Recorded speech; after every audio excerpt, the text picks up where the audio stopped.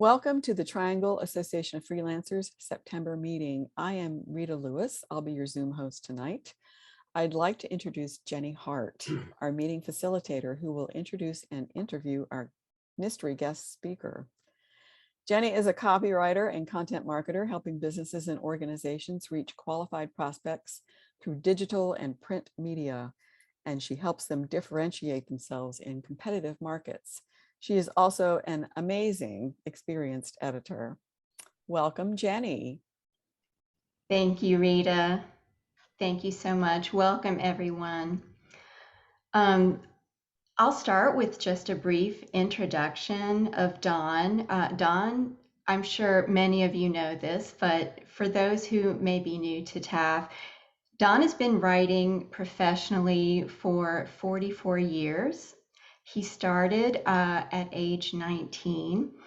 He has published more than 2,500 articles and columns in dozens of markets throughout the United States and abroad. And he's written, co-written, ghost-written, or contributed to more than 30 books, including, Don, I have to guess this is your most my most proud achievement. Your most proud achievement, because among those 30 books are 7 Mad Magazine anthologies. Don got his start at the Lake Worth Herald in his hometown of Lake Worth, Florida, while in college. And from there, he worked at Your Health and Medical Bulletin, a national health publication, followed by 5 years at the National Examiner, a midlist tabloid that was then owned by Globe Communications.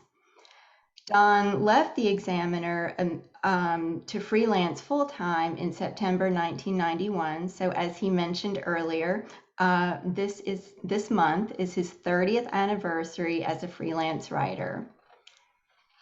So. Thanks, Jenni. Hard to believe it's been 3 decades in the trenches. Oh, and you're just getting started. I've loved every minute of it. I really, really have. That's true.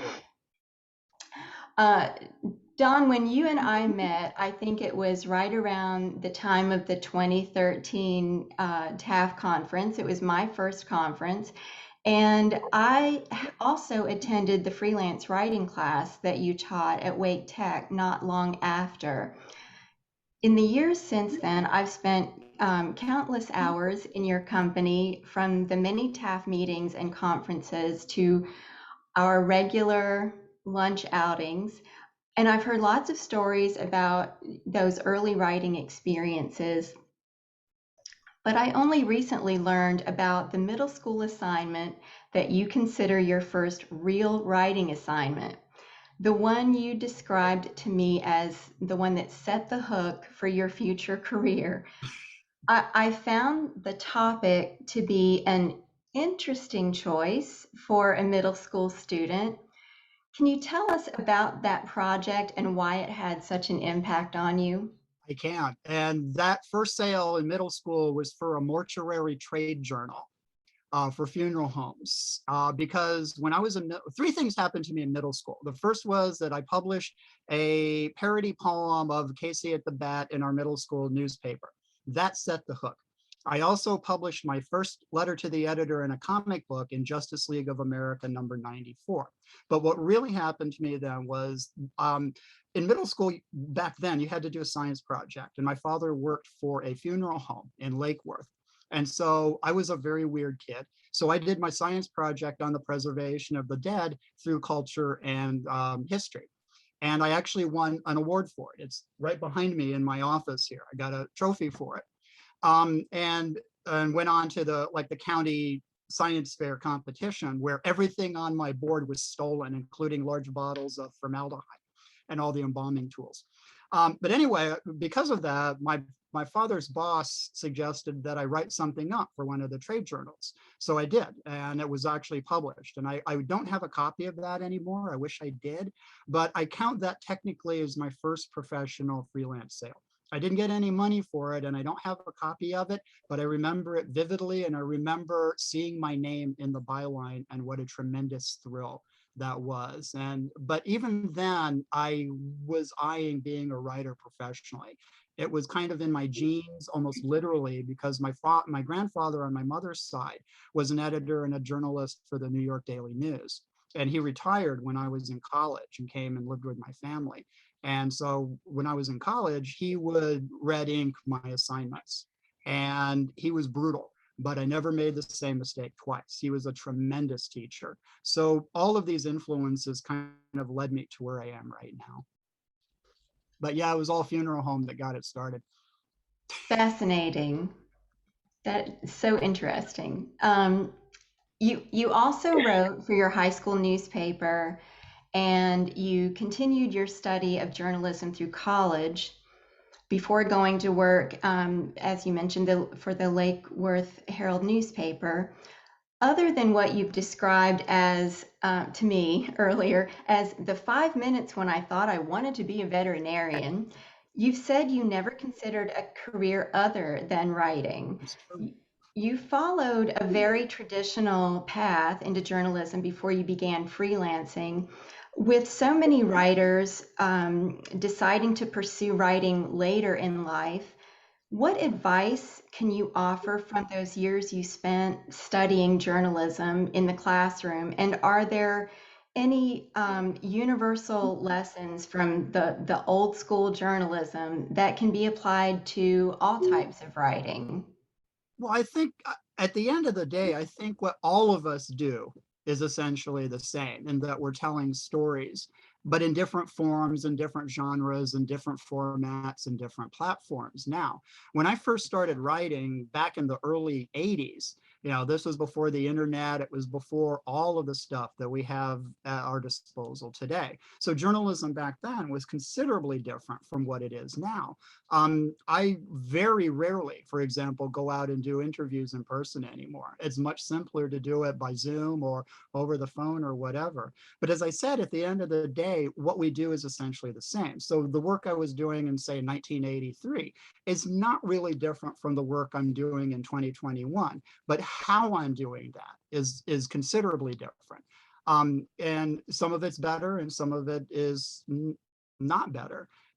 But I think if you're asking for a lesson through all of this, it's that perseverance is the key to freelance success. I've always said that in all of my classes, and I am proof of that personally, both through the entirety of my career, really, but also in various other opportunities where a lot of time went by before I was successful in those markets, like Boys Life, for example, where I pitched over a year, 2 years before I made a sale. So perseverance has been my best friend professionally.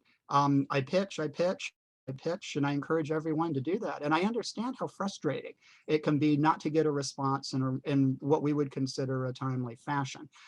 That, I think, is one of the most difficult aspects now, is simply radio silence on the behalf of editors when you are reaching out. That's very frustrating. And I hear that from a lot of beginning writers, and I understand exactly how upsetting that can be, because we work hard at all of this. And, a simple no thank you is, the very least I think an editor can do for us. But oftentimes, if they're not interested, they don't respond at all. To me, I consider that kind of unprofessional. So, did I answer the question? I think so, yes. And we have others. In addition to the newspaper, your early work, as you mentioned, included writing for the tabloids, Your Health, and the National Examiner, which you say you loved and would have continued indefinitely if not for an editor who, quote, ruined it for you. I'm wondering if you would like to give us a peek into that painful but career-defining moment, just to give us sort of a little insight into that pivotal time in your career. Sure. Well, I had been with the tabloids for about 5 years at that point, but meaning the Examiner, there was the Globe was the big one, then the Examiner, and then the Sun. There's a tiered hierarchy of tabloid newspapers, and the Examiner was kind of a mid-list. So some of it would be true, and most of it was made up. And I loved it. It was one of the best jobs I've ever had in my life. I loved working on the National Examiner. I love the editors who hired me. I love the editors I worked with. I love the stories I got to write. They sent me to UFO conferences all over the country. It was just a dream job for a weirdo like me. I really, really loved it. But then about 5 years in, there was some editorial changes, and the editors who hired me were kind of demoted a little bit, and another editor was brought in as editor-in-chief, and he was an old Inquirer hand, and the Inquirer is a whole different environment. It really is. And this guy was one of those management by terrorism types who thought that he got the best out of his writers by screaming at them and belittling them and just making the work environment just absolutely untenable. He often had the female editors in tears, actually. And my health was suffering because of this. I couldn't sleep, my stomach, I was getting an ulcer. Nan was concerned. And so I woke up one day and I said, I simply can't do this anymore. I don't enjoy it. It's killing me. It's just a nightmare rather than the dream job it was. So with Nan's, we talked about it, and with Nan's support, I went in and I said, I'm leaving. But I didn't quit immediately. I didn't walk out the door right that moment. It actually took me several weeks and actually a couple of months. So I gave them my notice, but I didn't walk immediately. And during that time period, what I did is I used my connections to establish some relationships in various magazines that I was associated with through the Examiner. So when I finally did quit and left for the first time, I had about $3,000 in freelance assignments as I walked out the door. So I had money coming in, but it was still one of the most terrifying decisions I've ever made. I was making really, really good money at the tabloids. And to just turn my back on that for a possible income was not an easy decision to make. And my father, when he found out, was absolutely livid. But I did it. And to me, it was like jumping into a swimming pool in the dark and hoping that there's water at the bottom. But there was a lot of water. And immediately I started getting more work. And I was stringing for the tabloids, the other magazines I'd written for previously. So I had that bit of a support line going on, and I was just pitching to everybody I could think of. And it worked. Every year, my work level increased incrementally.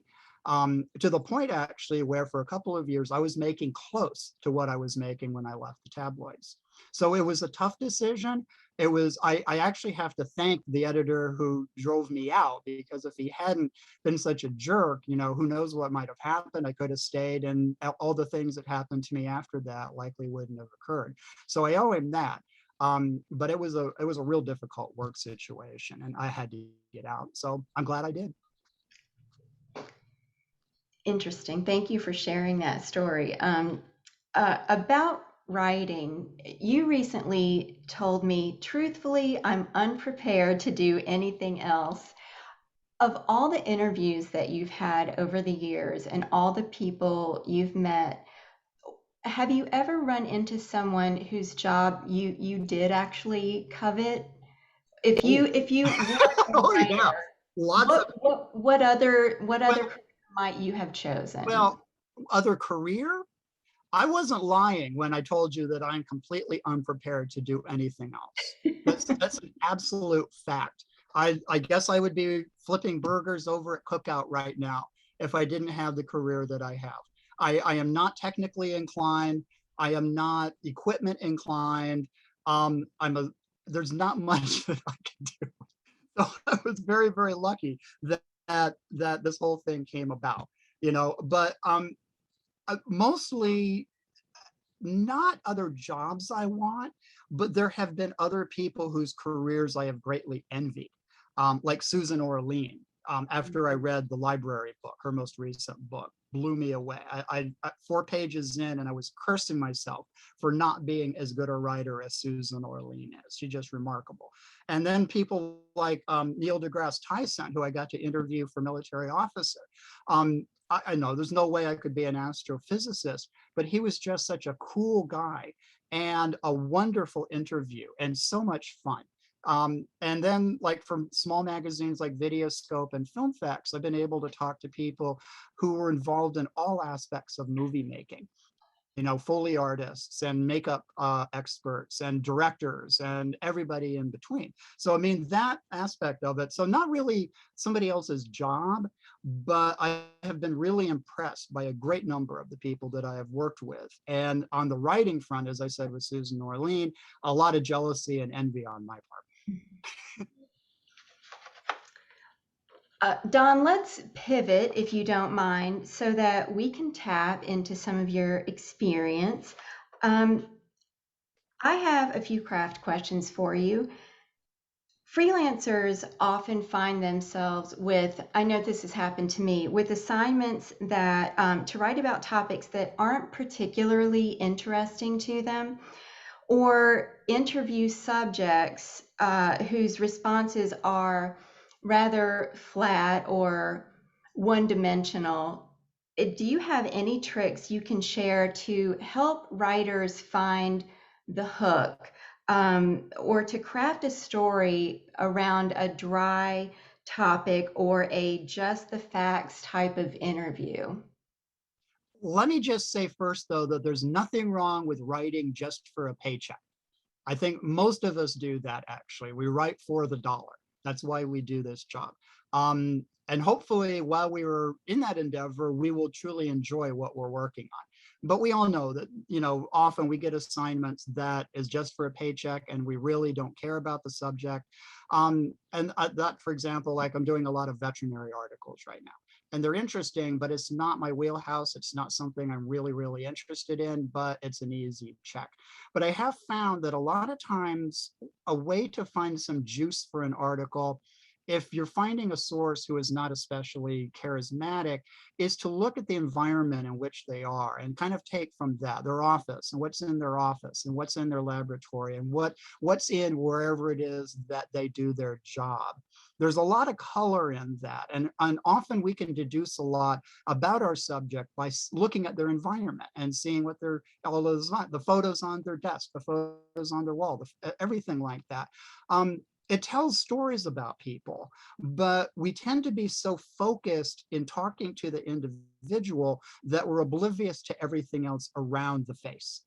And so I would encourage all writers to really, if they have the opportunity, to kind of look beyond the individual at what makes the individual. And I think often you will find a lot of color there, and it can lead to some interesting questions during an interview that can actually lead to a redirection in the article itself. So that is one thing. And also, I think using open-ended questions, we tend to go into interviews pretty much knowing what people are going to say.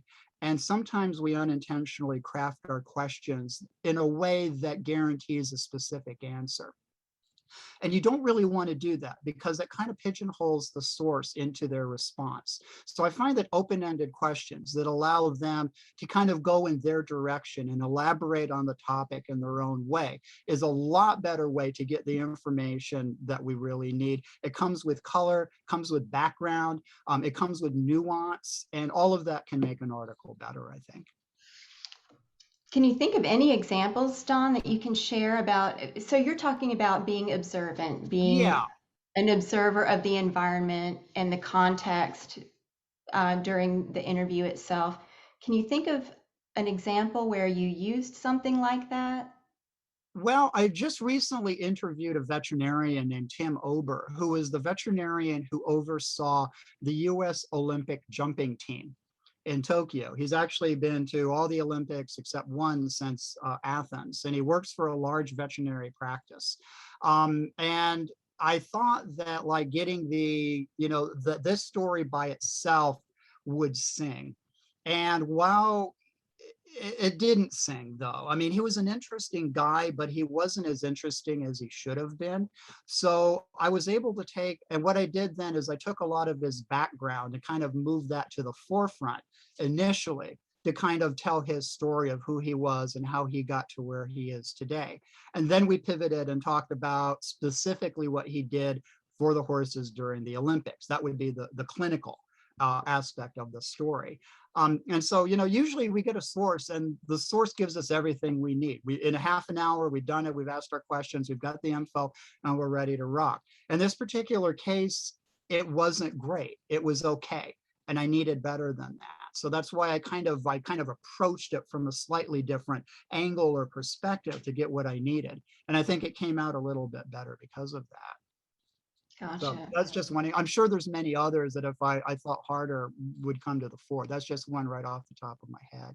No, that's good. That's something that I think a lot of writers could benefit from, just being observant. We tend to be so obsessed in getting the words down that we don't look beyond that. And we need to look beyond that because the story is much more than the words coming out of somebody's mouth. The story is everything about the person and about everything the person has done. And so you need to look at things both really wide and hyper focused at the same time. And that way you get the complete story.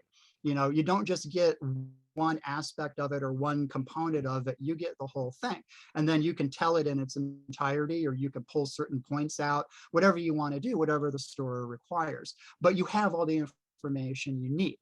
Whereas, if you're just like, and especially if you don't record your interviews, I encourage everyone, no matter if it's 5 minutes or 5 hours, record the interview because it allows you to listen rather than simply hear. And if you're just hearing and you're taking notes, you're going to miss stuff and you don't want to do that. So that's why I always record everything I do, because I want to be able to focus on the entirety of what I'm dealing with in that moment.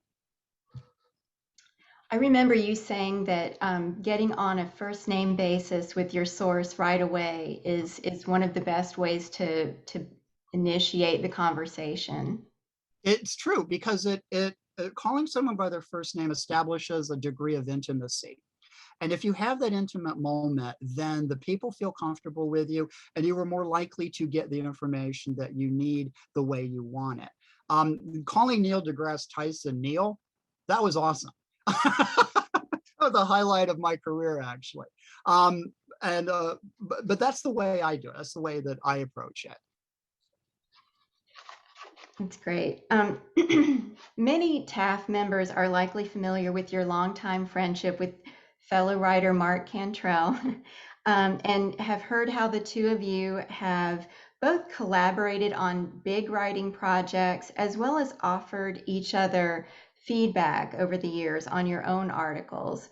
How important do you think it is to have another writer or perhaps a critique group or even a willing friend who isn't a professional writer to bounce ideas off of, or perhaps read through a draft and offer feedback? It's absolutely vital. It's absolutely vital. You need someone whose opinion you trust to put another pair of eyes on everything you write. Because we'll go through this, and I do an average of 6 to 10 top to bottom line edits for everything that I write. And even then, it's not perfect. So you need someone who's unbiased, who can read this thing with fresh eyes and let you know if it reads well, if it flows well, how the construction is. Do they understand everything? Were there any loose ends that you failed to attend to? And so that's what Mark and I do, is we share our articles and say, this looks great, don't change a word, or this paragraph doesn't really make sense to me, I think it's missing something. Or we work on a quote or whatever it is. And that's whether it's just a short article or a book or whatever it is. You need to have a beta reader. More beta reader for books, but you need to have a colleague who can review something and be truthful with you about the quality of the work itself. If Mark and I are friends, so if I sent him everything and he said it's great, that's worthless. That does me no good. You need someone who's truthful and isn't afraid to hurt your feelings and say, I'm sorry, this is not good. I know you can do better with this, but then offer advice on how to make it better. Don't simply say this isn't good. You need to be able to offer advice to make it better. So that's really, it's absolutely vital. I can't imagine achieving the degree of success that I have without having those individuals who have my back, so to speak. And Jenny, you're one of them. You just recently helped me with the Cure article that I was struggling with greatly. I was having some issues with the structure and the through line. And so, I approached you and you were awesome in finding out what the issues were and offering suggestions on how to make it better. So, I work with Mark, but I turn to whoever I think can help me the best. And I would encourage everybody to do that. And as far as writing organizations, well, I mean, TAF is what it is. There's a bunch of them in the state of North Carolina. I think TAF is among the best because of what we offer our members and how there is so much information available to writers both established and new. But a writing organization, whether it's just a simple meetup, whatever it might be, interacting with other writers on a regular basis is really important, because this is a very lonely occupation. We have our meeting like this and we socialize, but I mean, let's be truthful, 8 hours out of the day, we're by ourselves with our own minds at our computer, putting words down. So we're writing, being able to network and learn of job opportunities and, and beta readers if you need them. That's the value of a writing organization. And I would encourage everyone to find one. And the first one you approach might not be your best. You might need to see 2 or 3 before you find the one that works best for you. I've told the story often, but we snagged Elaine Klinicki from another writers group. I just happened to drop by. I realized, in my opinion, that what was going on wasn't what she needed. So she thought I was stalking her, but I told her about what we had going on, and she came to a meeting, and that was that. So, it helped her, but it helped TAF even more. So that's the value to me of a critique group or a writing organization. Yeah, or a willing partner who can Yep. give you their And it honesty. likely won't be a family member, because, I mean, let's face it, our family thinks we're amazing and they think everything we write is awesome, and I mean, it makes us feel good, but it's not truthful in its critique. It's not authentic in its critique. They're just being nice. So that's why I say, when you have somebody, they need you in that agreement, you agree to be truthful. Nobody's feelings get hurt. It's just, this is the reality. This paragraph isn't good. You can do better, and we can work on it together. Thank you. Yes. So Don, you have worked with so many different editors over the years. I'm curious about, what was the nicest compliment an editor ever paid you? Well, I've had a lot of editors compliment me for the fact that they had to do minimal editing on my work, which is what every freelance writer wants to hear. When you deliver clean copy and the editor is just ecstatic about it. I can't really think of many compliments, but there was one editor, the first editor I had at Penthouse Forum, which is the Digest magazine, a sister publication to Penthouse magazine. I started writing for them in the early 90s. And over the course of my career, probably published between 25 and 30 articles in that magazine. And the editor who I first dealt with, her name was Susan Wendell Posner. And she's the only editor I've ever sent a Christmas present to. That's how enamored of her I was. And the thing I liked about Susan most was that she was very enthusiastic, and she was very kind and respectful of her writers. She understood what the job entailed because she had done it herself. And so she was a very good editor to work for because of that. She knew what was going on. She knew the ins and outs of freelancing. And so she was just great. She was, it wasn't an editor-writer thing. It was colleagues working toward a mutual goal. And I loved Susan. She was wonderful. And I was just devastated when she left the magazine. She actually became an elementary school teacher, which is really interesting, going from Penthouse Forum to elementary education. But that was her career path. And I worked with a lot of other editors at Penthouse Forum, including one that was such a disturbed individual that I walked away from the market until she was let go and a new editor was brought in. And then I returned to the market and continued to write for them. So, and I'm happy to say that my negative experiences with editors over 44 years of professional writing has been almost universally positive.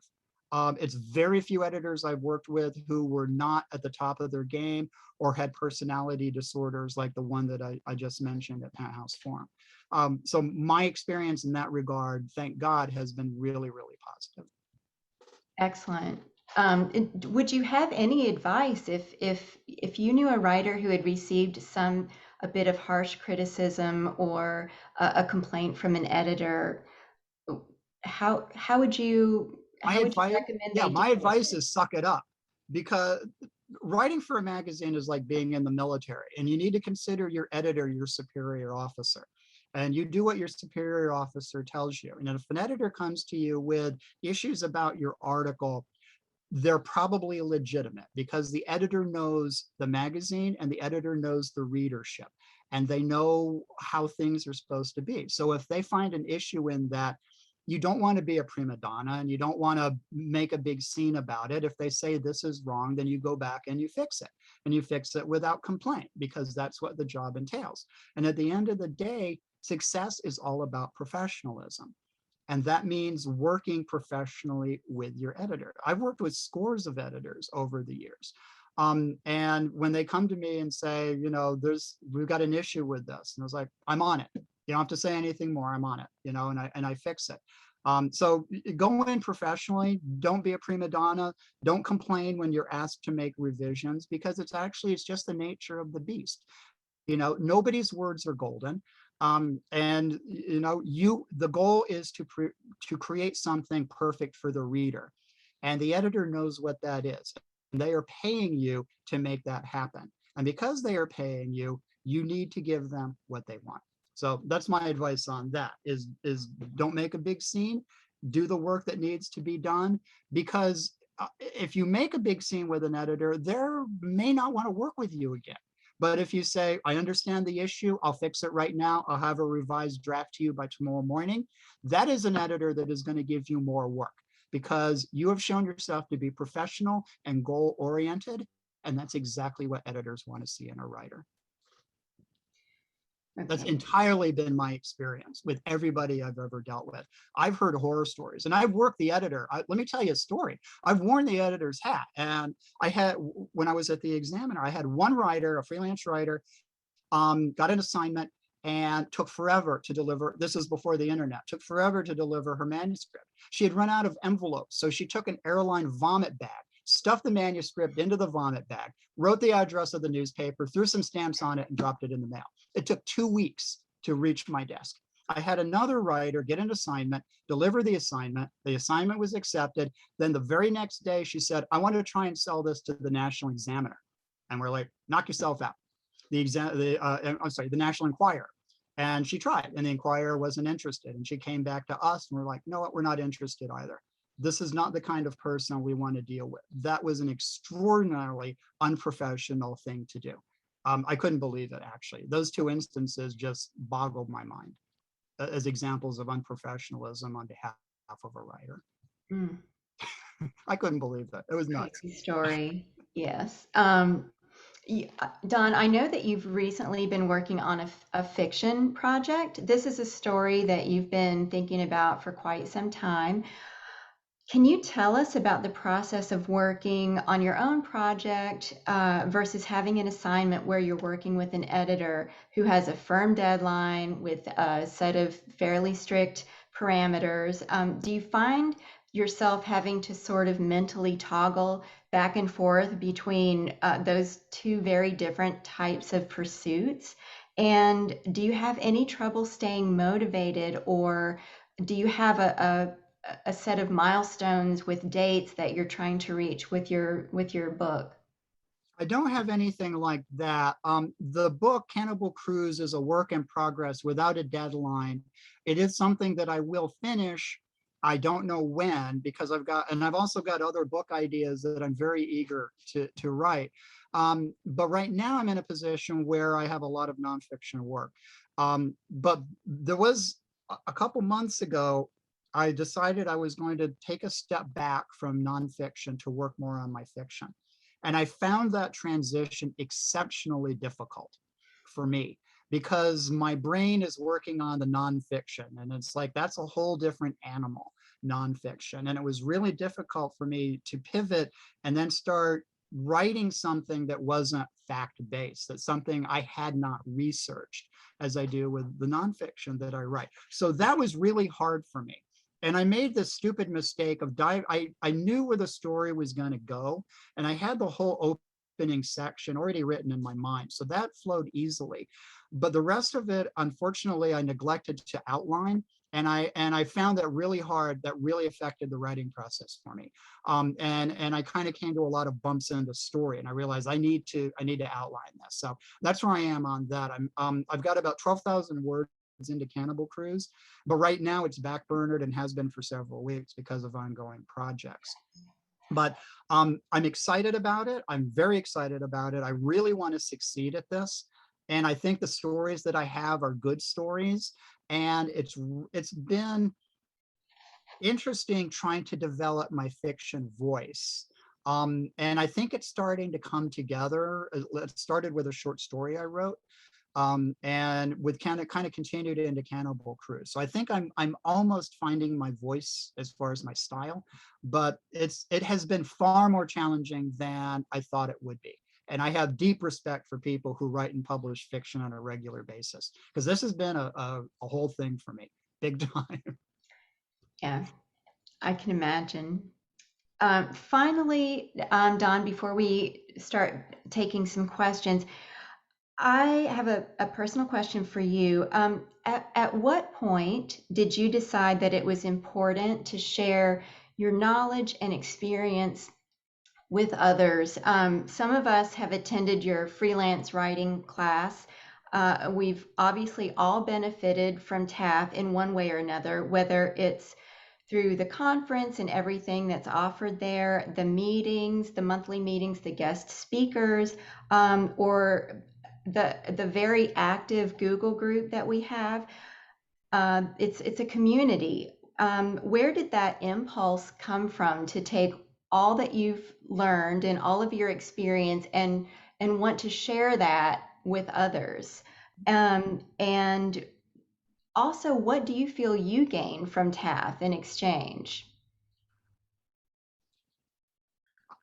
What I get out of TAF is the excitement of other people's success. And if I've had even a small hand in that success, that makes me incredibly happy.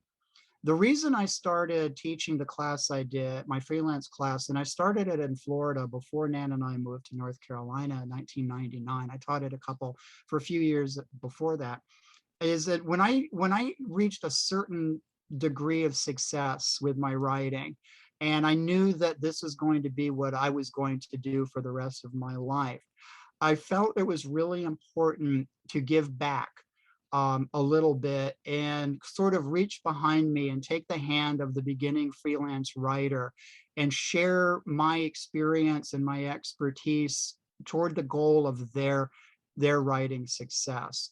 And that's all I really wanted to do, was to help other writers, because I made every mistake a writer can make over the course of my career from the very beginning. Every single mistake a writer can make, I stubbed my toe on that rock, believe me. And so I really wanted to help other writers avoid those obstacles. I wanted their approach to writing and their success in writing to be easier and not quite as challenging as it was for me, at least in the beginning. And also, you ask what I get out of it, but the truth is that if I help a beginning writer, and I help them make their first sale or whatever my involvement might be, when they're successful, they might turn around and help me in some way. So it helps me professionally in that way. And also, if I recommend a writer to an editor and that writer does an exceptional job, that makes me look good professionally. You know, I had a deliverable to an editor, and that deliverable worked out really well. So the editor is going to remember that. So that kind of comes back on me in a really good way.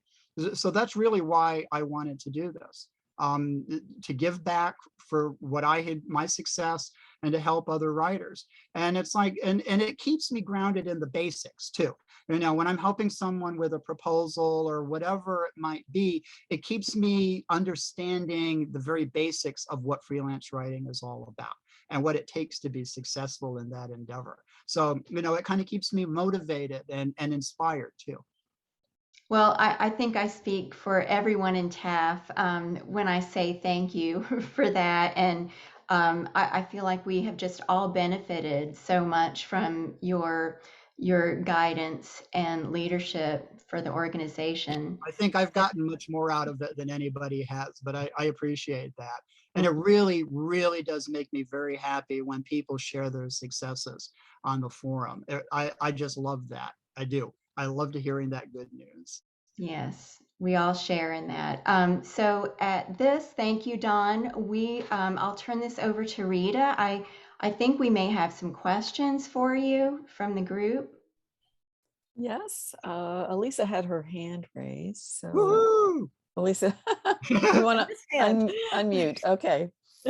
So you got me thinking about you were saying the switch to fiction from nonfiction to fiction is difficult, but it made me wonder, with NaNoWriMo coming up in November, National Novel Writing Month, is that something you would want to challenge yourself with? I have written about that for Boys Life and everything, and I think it's tremendous, but I don't think it is the platform for me. Mhm. I like the idea, but the thing is, at least for this year, in November, my plate is full. I'm booked, so I wouldn't have the time to do that this year anyway. But I'm finding that for me, telling a story is like laying tile, in that one part leads to the next part, leads to the next part. And I really need to think about and finesse those tiles, so to speak. So that has been the challenging thing. And I think just the idea of sitting down and doing a 50,000 word dump, it would be interesting, but I don't think it would serve my particular project as well as it might for somebody else. So, but that's not to say I wouldn't try the competition, once I'm in a position where I don't have to do as much nonfiction, and I can devote more time to my fiction. Then I would try that, not necessarily with Cannibal Cruise, but I would try it with another. I've got a YA novel I'm excited to do. I've got a post-apocalyptic novel set in Raleigh I'm excited to write. I've got some short stories and some novella ideas that I want to tackle. So there's a lot pinging around in the pinball machine of my brain that I will have to attend to at some point moving forward. Do it. Well, you've done it, right, Elise? I have, yeah, I've done it several times, and it's definitely, it's a word dump. It's definitely where I find that when I do it, I have the great satisfaction of having done it, but it makes revision quite the nightmare. Yeah, I can imagine. Because it's so much. It's like your students who are like, oh, I just got to make word count. And, you're very, very obsessed with that, making your word count every day, that you're a little more wordy than you would be. At least that's my experience. I'm a little more wordy than I would be. I'm really glad you mentioned the word count issue, though, Elisa, because I think that is something that a lot of beginning writers overly focus on. It's 1,500 words and I have to deliver exactly 1,500 words. Right. And so they obsess on that. They obsess on the word count, often to the detriment of the article itself. So I would experienced that with my students when I was teaching, that they were very focused on the word or the page count, Right.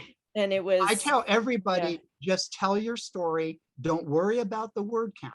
If it's long, you can cut it. If it's short, you can add to it. But just sit down and tell the story in one or two dumps, one or two sit downs, tell the story from beginning to end, then you can go back and you can revise. But if you start to obsess on the word count, you're not thinking in the right direction as far as what the story needs to be. Yeah.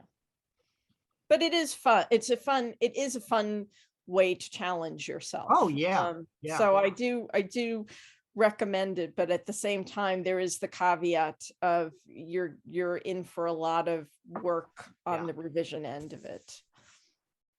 I will try it down the road. Our romance writers group does a 1 week a month, same idea, called Book in a Week, and you just write the week before our monthly meeting. You sign up and they have a little group that can, you tell them how much you think you're going to do. Nobody ever does it, but you just write. And he said, no editing, no spell check, just write. And they see how you do, and everybody's cheering for everybody. And it's usually That's great. 6 to 12 people do it every month or every other month. And that's just a smaller NaNoWriMo. You can handle a week. Okay, next up we have Allison. Hey, thank you Yeah, guys. Hey there, how are you? I don't, we had this conversation recently, Don, about saying no. And I did it again today. I said yes to something, so I have to stay up till midnight to do a BBC interview on Britney Spears. So, and it was my husband's fault. He answered the phone. I would have ignored it, but he handed me the phone and said, "It's the BBC," and I'm going, "Damn it." I'll do it. Okay. And we had this conversation because there was something that I had said yes to, over enthusiastically, and then when I actually looked at the job, I was going, oh God, I can't do this.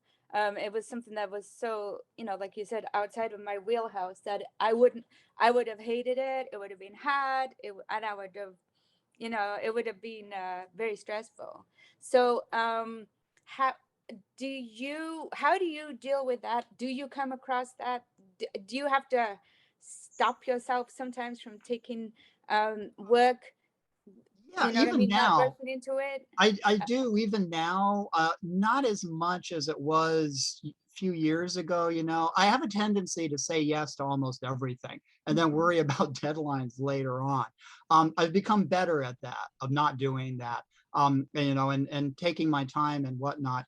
But, when writing is your job, and paying your bills depends on that job, then of course you do what you have to bring in a dollar. But I have said no to various projects many times over the course of my career for a variety of reasons. The deadline might be untenable, or the pay is not good, or simply I don't have the time for it. And most editors are very understanding of that. I've never had a problem with an editor who didn't say I understand completely, and we'll talk later. My point though is that, as with your situation, if you don't enjoy the work will suffer. And if you go into a project with great trepidation and fear and anxiety, all of those emotions will be reflected in the final outcome. So you don't necessarily have to love it, but you should at least like it. Yeah. Exactly that. And you did not like that opportunity that you had. Well, I looked understandably into it, so. and it was something. It was a subject I didn't understand to begin with. So Yeah. it didn't come easy. So And it how was. can you write about something, I've written about topics about which I know absolutely nothing. Yeah, I In have this too. But this particular was. case, your situation was a whole Yeah. different ballgame. And so I understand why you wanted out of that. If I were you, I would have been in the same thing. Yeah. Let me tell you a story on my end, though, very quickly. I was approached to write a book called the Southern Encyclopedia, or the Southern Almanac. And basically what it would have been is 100,000 words on everything about the South: its history, its culture, its iconography, sports, food, everything. And the fee that was being offered was not great. And there was also an agent fee on top of that, plus taxes. So I realized this book would have required a tremendous amount of research and time on my part, to the point where I would have had to decline other paying work to work on it. I did the math, figured out, what I would have made, what I would have walked away with after taxes and my agent's fee, and it was $3,000. And there's no way I was going to invest that time and energy for $3,000. And I know that sounds like a lot of money, and it is. If I was being paid $3,000 for an article, I'd be ecstatic. But for a book project, that's an insult. It really is, especially when you consider the amount of work that's involved in something like that. So, I mean, I hated to say no. I hadn't written a book in a while. I was kind of intrigued by it, but I had to be real to myself and understand, you know, if I do this, this is what's going to happen, and I will hate myself at the end of the day. So I reluctantly declined that project. But I felt good about declining because I knew it was the right decision for me. So Thank you. Okay. it's always hard to say no to work, though. It always is. Next up is Elaine. Hi, Elaine. Hi, Don. I wonder if you talk a little bit about discipline for freelancers. And I mean, arguably, you're probably the most disciplined writer that we have. Not in as the much group as I should be, actually. and have been for all these many years. Maybe there are a few more.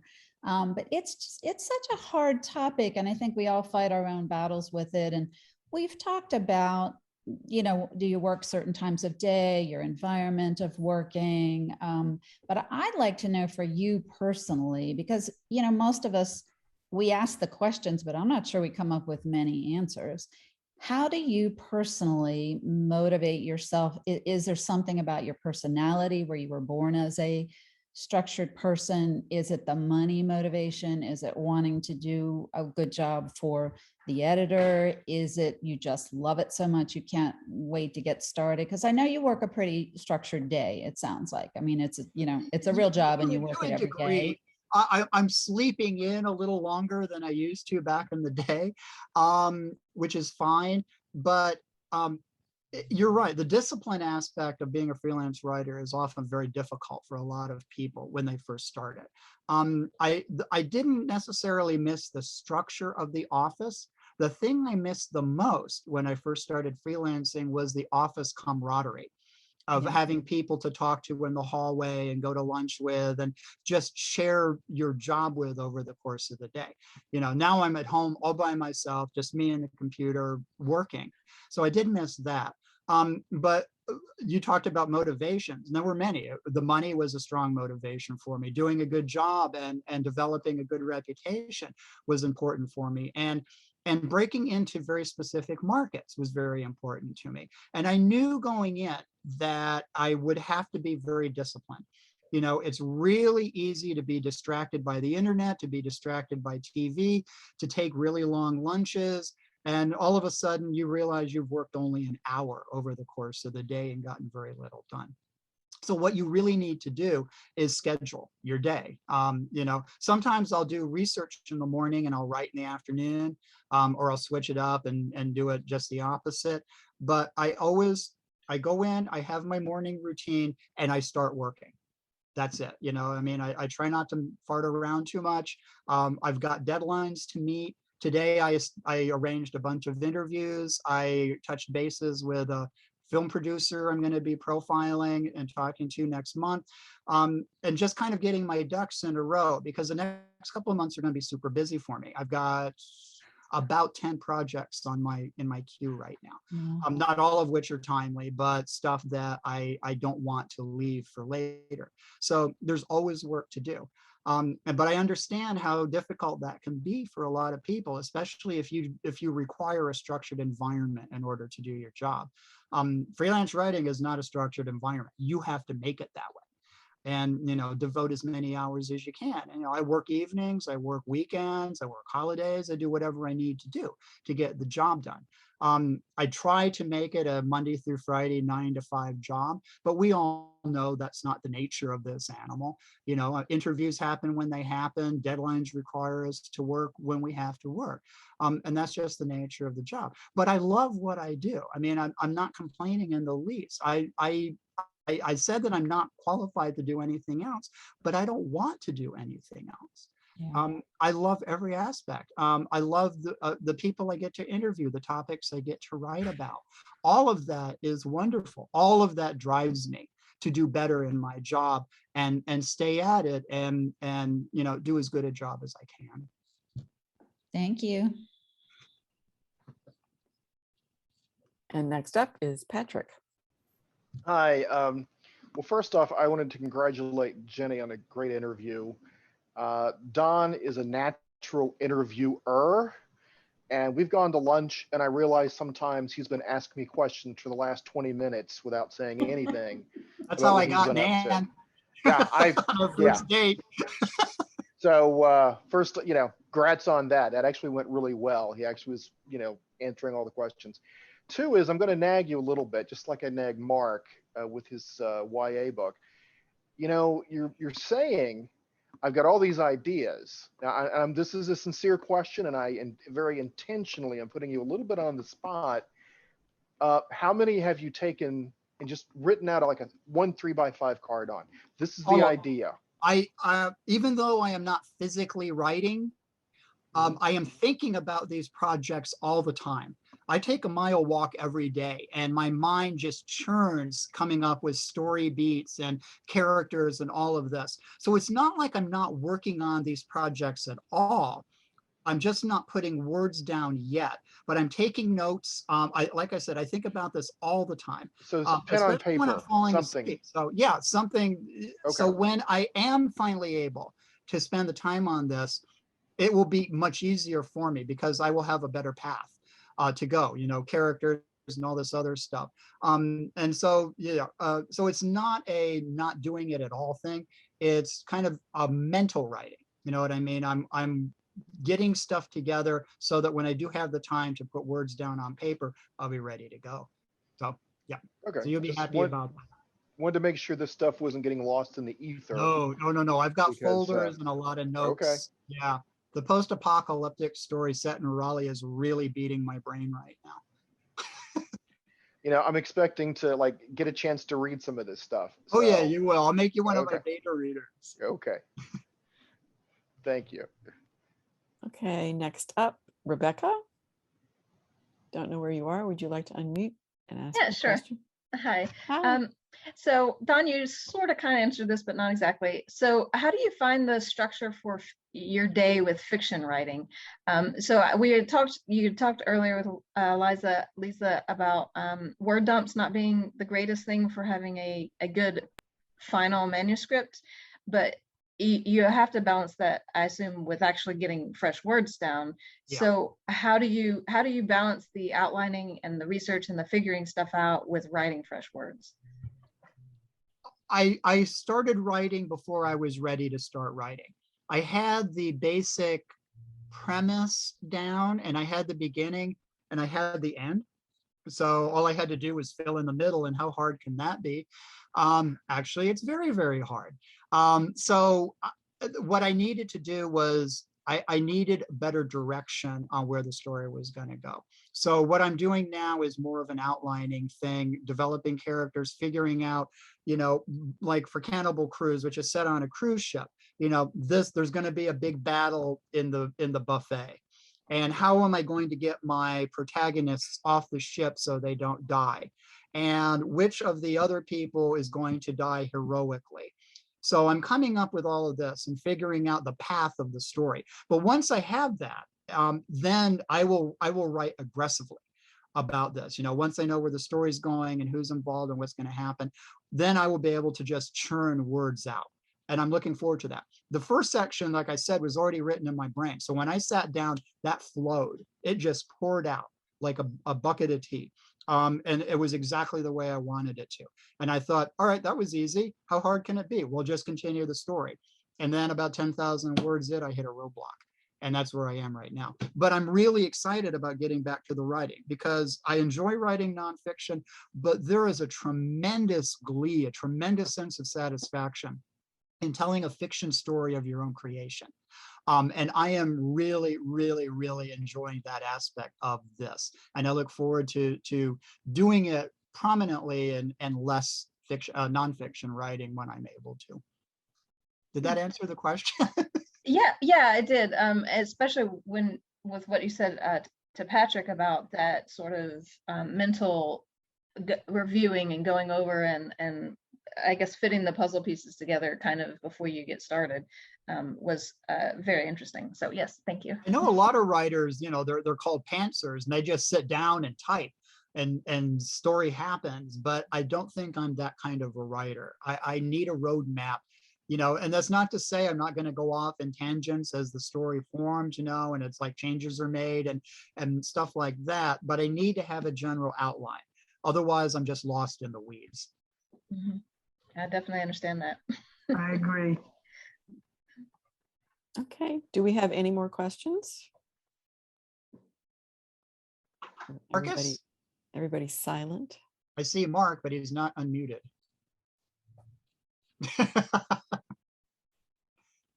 This dang technology, it's gonna be the death of me. Oh, whip my snappers. What would you say has been your most memorable assignment and why? Ooh, golly. I don't know if I can answer that question. There have been opportunities that have been just mind-blowing for me, like the opportunity to interview Neil deGrasse Tyson and the opportunity to interview Susan Orlean, and other individuals like that, and not just writers, but you know, people doing interesting things. I'm sure it was probably something that I did for Military Officer magazine, which has given me tremendous opportunity. I can't really think of, I mean, there's been so many great things that I've done. You know, I wrote about, you know, SEER training at Fort Bragg and went down there and watched them and did stuff like that. But you know, I haven't had opportunities like you did though, Mark, like going up in a hurricane plane and tornado chasing in Oklahoma. I mean, those are absolutely astonishing events. So I think my career is great more cumulatively than incidentally. If I went back and looked at my files, I'm sure I could come up with something that would be, yeah, this epitomizes my freelance career. This is my highest achievement. I will say though, I mean, if I had to say, what am I most proud of? It was my first sale to Mad Magazine in 91, I think that was. I pitched over a year plus before I landed my first assignment with Mad. I was more excited about that than my first book. I really was. I didn't work all day. I called everybody I knew and said, I'm in Mad. So yeah, I'd have to say, I guess the greatest achievement was being in Mad Magazine and finally being one of the usual gang of idiots. It looks great on a resume. Likewise. Don, can I just have you repeat a quick story about, I mean, the question was about your most memorable assignment.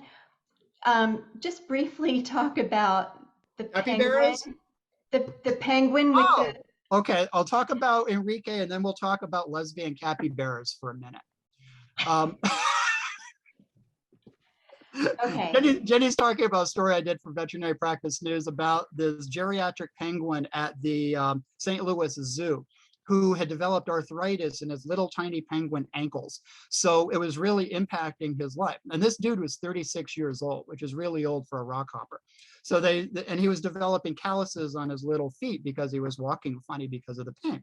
So they tried all these different things. They put lotions on him and stuff, and it helped a little bit, but not what they wanted to do. So finally, they just decided, they reached out to an orthotics company that does stuff for dogs. And that company built polystyrene boots for Enrique, these little tiny boots that his little foot fits into, and it changed his life. And now he's climbing the rocks and life is good for Enrique again. So that was a fun story. That's the kind of story I really, really love to tell. That was a story that wrote itself, literally wrote itself. But Jenny and I were talking earlier about some of the weird things that I've done over my career. And I told her I did a lot of writing for a Australian magazine called People, not associated with the People magazine here. And back home in Florida, the West Palm Beach Zoo had a South American exhibit, and one of their capybaras escaped into the canal system in West Palm Beach. And so I pitched the story to the People Australia, and they came back and they said, yeah, I like it. The story is she's a lesbian and she left because she didn't want to mate with anybody. And I'm like, okay, you're writing the checks. That's the story you get. And so that's the story I wrote. And the happy news is that they eventually caught her and everything was fine after that. So, but the point I think is that you write the story your editor assigns you. And in this particular case, it was about lesbian capybaras. And I cashed the check and I was proud of it. And that's what freelance writing gets you, people. We had one other question from Allison about your most embarrassing or funniest moment. That might Well, be. similarly on the capybara story, my assignments for the Australian magazine lived or died on my ability to provide photos to go with the articles. If I couldn't find photos, then they would just kill the assignment. So I had to go to the zoo and take pictures of the capybaras in there, so we'd have a picture of a capybara to run with it. And so it's this big giant enclosure that's kind of down in an area, and there's like rails all around so people can stand up higher and look down on the animals. So the zoo let Nan and me into the compound, and capybaras are really skittish animals, and so it was really hard to approach them. So I got my camera in hand, and I'm on my hands and knees, just basically ninjaing myself toward these giant rodents. In the meantime, Nan is over here on my side, and there's a tapir, which is a giant cow-sized animal, and it won't leave her alone. And he just keeps pestering her. So, and he's coming after me too. So here I am on my hands and knees, trying to like get my way up to the capybara so I can take the picture. Nan's over here scratching a tapir, so leave everybody alone. And I look up and I see this whole crowd of people up above me looking down on us. And all I could think of was, I wonder what they're thinking in this moment. But there's also the penis enlargement story, which is equally embarrassing. Because, and for Mark also, and this was for Penthouse Forum, and there was a doctor in South Florida who was making a killing doing penis enlargement surgery. And so I went down, Mark and I went down, and I interviewed the doctor and actually gowned up and witnessed the surgery itself, which was horrible. Just absolutely horrible. But I remember Mark, because poor Mark, Mark, I'm gonna let you take this because you kind of were taking pictures or something. Well, the whole idea was that I was going to be the photographer and you were going to interview the guy, and I would go in and talk to him and take pictures of him before the operation started. And then that was my part was over, because I had a huge medical phobia back then.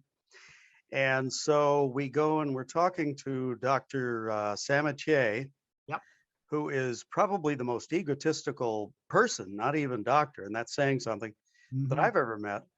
And the nurse sticks her head in and says, the patient's prepped. And I'm like, wait a minute, I haven't taken the picture yet. Well, the patient was out cold. So instead of taking the picture and everything, Don goes, well, why don't you just come in and watch? My worst nightmare.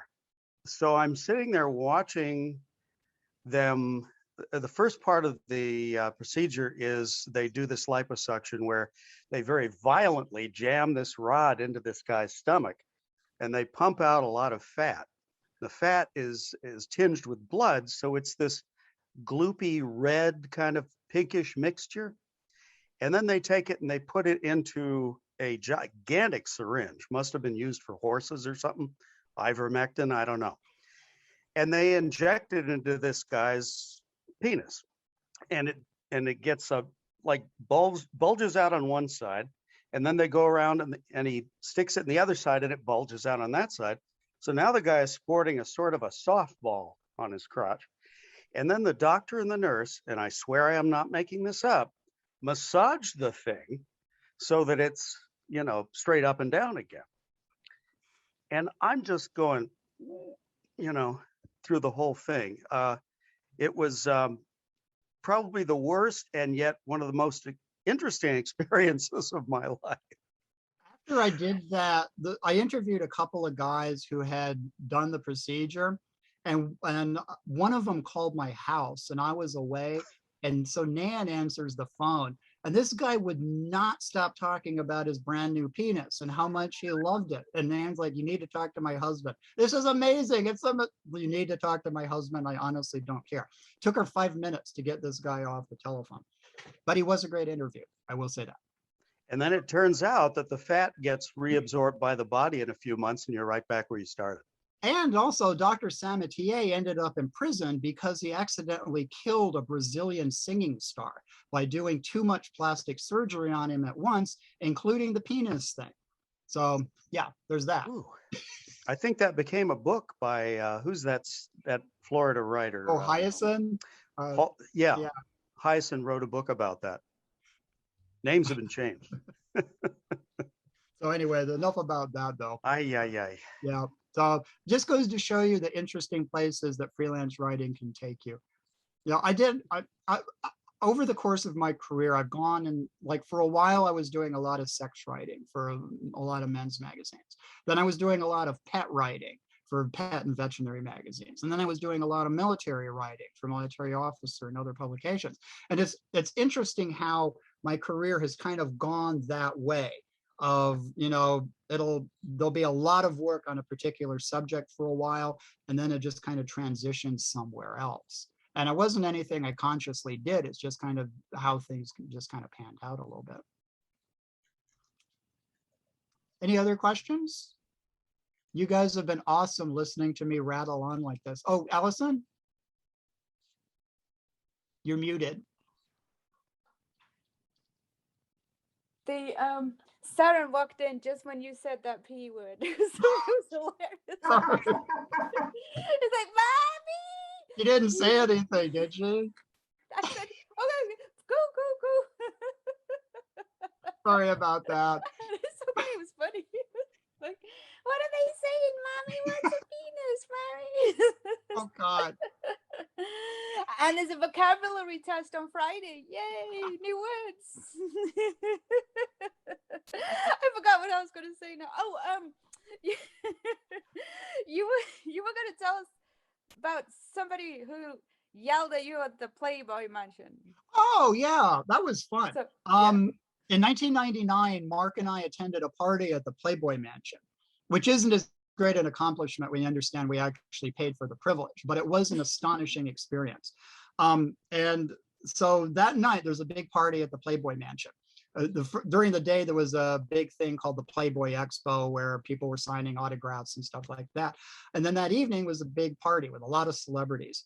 And we're at poolside, and I'm standing there with a drink, and I notice, I see Martin Landau.